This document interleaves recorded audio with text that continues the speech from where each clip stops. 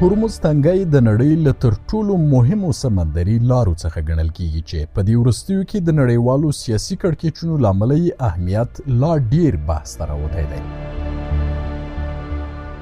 دا تنګی نه یوازې جغرافیایي ارزښت لري بلکې د نړیوال اقتصاد لپاره ډیر حیاتي حیثیت هم لري. په دې ویډیو کې به د هرمز تنګي پر اهمیت، جغرافیا او نړیوالو اغیزو لنډه خو مهمه کتنه وکړو. په دې وروستیو کې چې د امریکا، اسرائیل او ایران ترمنځ خو نړۍ جګړه نښتې ده، نو په نړیواله میډیا کې د هرمز د تنګي په اړه هم ډیر تاوده بحثونه کیږي.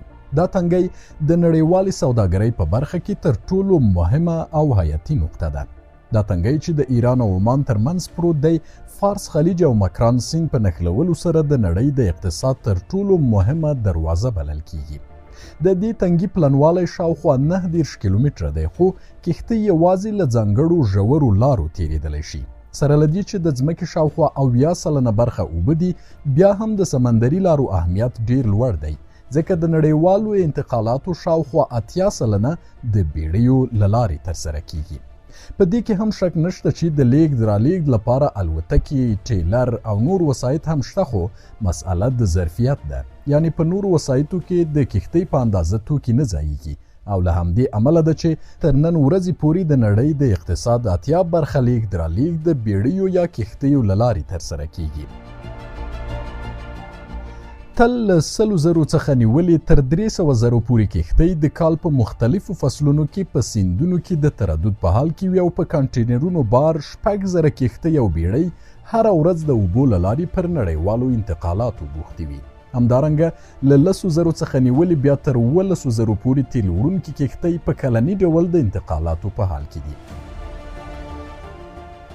مهمترین انتقالات چې په دې وروستیو کې د اوبو له لارې ترسره کیږي هغه همدا تیل وړونکي بیړۍ دي. دا انتقالات ځکه ډیر مهم دي چې که چیرته دا کښتۍ ودرېږي نو نور به په دریابونو کې نورې کښتۍ هم ونه وینئ. سمه ده چې د ځمکې مخ اوبو پوښلی دی او د نړۍ سیندونه ډیر پراخ دي، خو همدا سیندونه هم ځینې ځایونه دومره تنګیږي چې خلاص پاتې کېدو ته یې اړتیا ډیره زیاته وي، او که چیرته وتړل شي نو د نړۍ اقتصاد هم ورسره په ټپه درېدلی شي. د اوسنۍ نړۍ تر ټولو مهم تنګي په دې ډول دی. جبل الطارق دی چې مدیترانه له اطلس اوقیانوس سره نښلوي، خو دا تنګی د انګلستان په لاس کې دی. پاناما که څه هم یو کانال دی، خو یو تنګی ګڼل کیږي ځکه چې دا کانال هم اطلس اوقیانوس له آرام سمندر سره وصلوي. سویز کانال هم یو له مهمو کانالونو څخه دی، خو تر ټولو ځانګړی هغه بیا د هرمز تنګی دی چې په دې ویډیو کې به یې پر اهمیت مفصل بحث وکړو. هرمز تنګی ایران او عمان سره وصلوي، او په اصل کې باید دا دواړه هیوادونه یا تنګی کنټرول کړي، خو کله چې انګریزان له دې سیمې ووتل نو ایران یې کنټرول په لاس کې اخیستی دی. څو کاله مخکې سویز کانال د یو کانټینر وړونکي بیړۍ له امله وتړل شو، او دا د نړۍ په تاریخ کې تر ټولو لوړه کچه زیانمنونکی د لارو بندښت و چې نړیوال اقتصاد ته یې په میلیاردونو ډالرو زیان واړاوه. خو هرمز تنګی بیا تر یادو ټولو مهم یو دی چې که یې پرتله کړو نو د انسان په بدن کې له شارک سره مقایسه کولی شو. خو پوښتنه دا ده چې ولې دا تنګی دومره مهم دی؟ ایران، امارات، عمان، قطر، سعودي عربستان، بحرین او کویت هغه هیوادونه دي چې اوبو ته د رسیدو یوازینۍ لار یې همدا هرمز تنګی دی. په دې وختونو کې د نړۍ پر سر تر ټولو ډیر تیل او ګاز په همدې هیوادونو کې پیدا کیږي، او له همدې هیوادونو څخه نورې سیمې ته لیږدول کیږي. که څه هم موږ په تیره یوه ویډیو کې پر دې بحث کړی و چې د نفتو له درکه د نړۍ تر ټولو ډیره برخه په وینزویلا کې ده، خو باید روښانه کړو چې هغه د یو هیواد په توګه د نړۍ ډیر نفتي ذخایر لري، خو دلته خبره د یو شمیر هیوادونو ده. د ځمکې کره په ورځني ډول شاوخوا 100 میلیونه بیرله تیل مصرفوي، او د همدې مصرفیدونکو تیلو 21% برخه یې د همدې هرمز تنګي له لارې انتقالیږي. د ویلو ده چې له همدې لارې د تیلو ترڅنګ ګاز، پټروشیمي مواد او کیمیاوي سره هم لیږدول کیږي، خو تر ټولو ډیره برخه یې تیل دي چې له همدې لارې ښکته پورته کیږي. نو کله چې د نړۍ د نفتو 21% برخه له همدې لارې انتقالیږي، نو پوه شئ چې دا تنګی د نړۍ د اقتصاد لپاره څومره حیاتي دی. نه یوازې دا چې له دې تنګي د نفتو انتقالات کیږي، بلکې تر همدې اوبو او شاوخوا یې وچو ځمکو کې د نړۍ د نفتو 50% برخه هم موجوده ده. د نفتو خاصیت دا دی چې بل ځای کې نشي تصفیه کولی. چیرته چې موجود وي لازمه ده چې په هماغه ځای کې باید استخراج شي. نه یوازې تیل بلکې د نړۍ د ګازو تر ټولو ستره زیرمه هم چې 40% کېږي د هرمز تنګي په شاوخوا کې د ایران او قطر ترمنځ پرته ده. اوس به پوه شوي یاست چې دا 9 کیلومتره تنګی د نړۍ لپاره څومره مهم دی.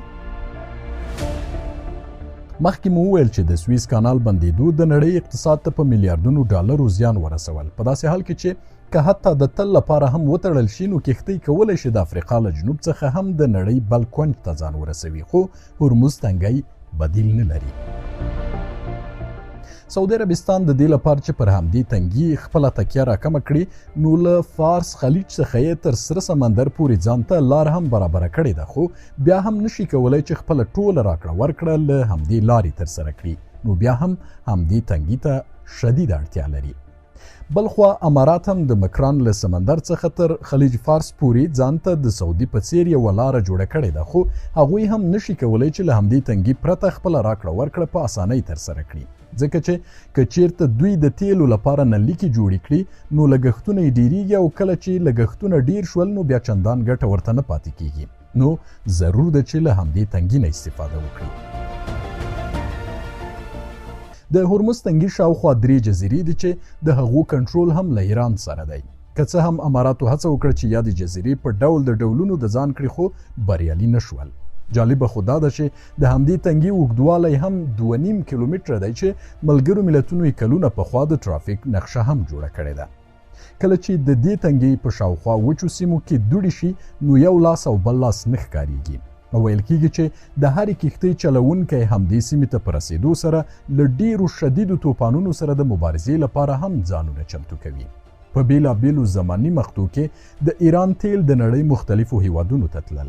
مثلا یو څه وخت د ایران تیل امریکا ته تلل، تر یو څه مودې پورې اروپا ته انتقالېدل، خو په وروستیو کې د چین له برکته د همدې تیلو ډیره برخه ختیځې اسیا ته لیږدول کیږي او د چین 45% مصرفیدونکي تیل د همدې تنګي له لارې انتقالیږي. د جاپان بیا لا کار پسې خراب دی، ځکه چې د هغوی 65% سوختي مواد له همدې لارې تبادله کیږي. جنوبي کوریا هم په همدې توګه. نو دا چې دا څه موده دا تنګی د امریکا، اسرائیل او ایران ترمنځ د جګړې له امله ایران تړلی دی، تر ټولو ډیر زیان یې چین، جاپان او جنوبي کوریا ته رسیږي. البته هند او بنګلادیش هم تاواني دي، خو دومره نه لکه پورته ذکر شوي هیوادونه. څو کاله مخکې نړیوالو اقتصادي کارپوهانو وویل چې که چیرته دا تنګی وتړل شي نو په لومړیو کې به دا یو کوچنی شاک وي، خو د وخت په تیریدو سره به د نړۍ اقتصاد ته سخته ضربه ورسوي. ځینې وایي کله چې د نفت او ګازو قیمتونه لوړ شي نو سملاسي ورسره د بنزین قیمتونه هم لوړیږي، خو دا تر ټولو کوچنی زیان دی. تر ټولو غټ زیان دا دی چې نفت او تیل نه وي نو د نړۍ صنعت سخته ضربه ویني، ځکه تیل د نړۍ د ټولو صنایعو په تولید کې حیاتي رول لري. که چیرته دا تنګی تړلی پاتې شي نو د نړۍ اقتصاد به په بېساري توګه ټیټ شي، قحطي رامنځته کیږي، د موټرو تولید کمیږي او هر هغه څه چې ستاسو فکر ته رسیږي د دې تنګي بندېدل یې زیانمنولی شي. حتی د کمپیوټري قطعاتو جوړول چې کارخونه یې په ټایوان کې ده او د هرمز تنګي له لارې د قطر مایع ګازو ته سخته محتاجه ده. نو که چیرته دا توکي تولید نشي د ټکنالوژي اړوند ډیری کارونه ورسره په ټپه درېږي، یعنی ګرځنده موبایلونه، کمپیوټر، لپټاپ، موټر، تلویزیون، یخچال او داسې نورو توکو تولید ورسره صفر ته راټیټېدلی شي. له بلې خوا د کرکیلې چارې هم ورسره زیانمنېږي، ځکه چې اوس وخت کې د نړۍ ډیری برخه کرکیله د عصري وسایلو محتاجه ده چې یاد وسایل بیا سون توکو ته اړتیا لري. نه یوازې دا بلکې د نړۍ د مصرف وړ لوړه کچه کیمیاوي سره په ایران او قطر کې تولیدیږي او بیا له همدې لارې نورې نړۍ ته استول کیږي. یوه بله تر ټولو جدي ننګونه چې د دې تنګي تړل کېدلې رامنځته کولی شي هغه دا ده چې خلیج هیوادونه به له سختې لوږې سره مخ کړي، ځکه د خلیج هیوادونو تر ډیره برخه خوراکي توکي له همدې لارې تبادله کیږي. په ټوله کې هرمز تنګی د نړیوال اقتصاد د ژوند کرښه ده. د دې تنګي ثبات نه یوازې د سیمې بلکې د ټولې نړۍ لپاره حیاتي اهمیت لري. هر ډول بې ثباتي یا بندښت یې کولی شي پراخ اقتصادي او بشري ناورینونه رامنځته کړي. که دا موضوع درته جالبه وه خپل نظر سره شریک کړئ او له ملګرو سره هم شریک کړئ.